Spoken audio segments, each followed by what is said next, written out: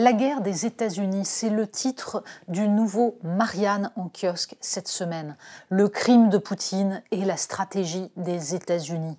Parce que le crime de Poutine, que tout le monde a pu constater et que personne ne doit nier, ne doit pas empêcher d'analyser la stratégie mise en place par Joe Biden et ce basculement dans la guerre qu'on a pu constater avec le discours du président américain annonçant une aide de 33 milliards à l'Ukraine. Nous sommes entrés dans une nouvelle phase, une phase dans laquelle indéniablement les États-Unis ont engagé une guerre par procuration contre la Russie.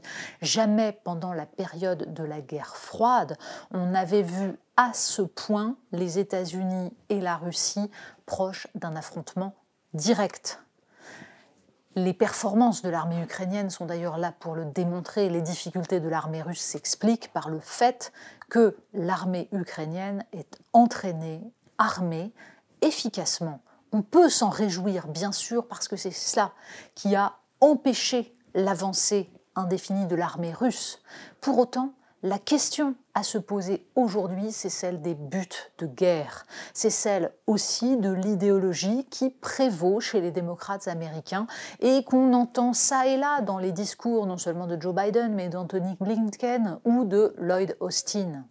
Le messianisme américain, cette idée que les États-Unis ont vocation à guider le monde, Joe Biden l'a exprimé maintes fois, par exemple le 26 mars dernier, face à des soldats américains en Pologne, quand le président benoîtement leur explique que les États-Unis sont le seul pays dont l'identité repose non pas sur la géographie ou sur la religion, mais sur un idéal.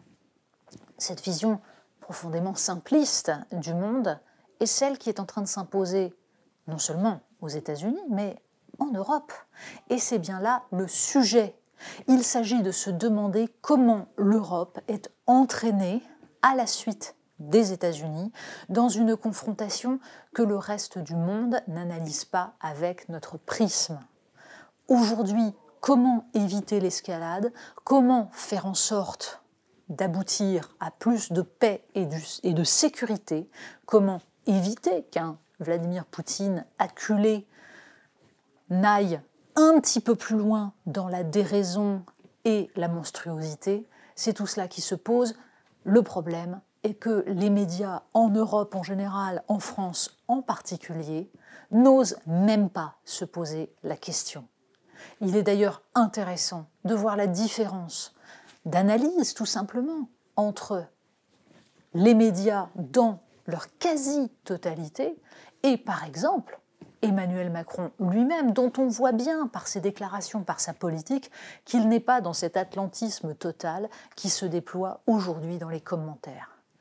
Comment aller vers la paix?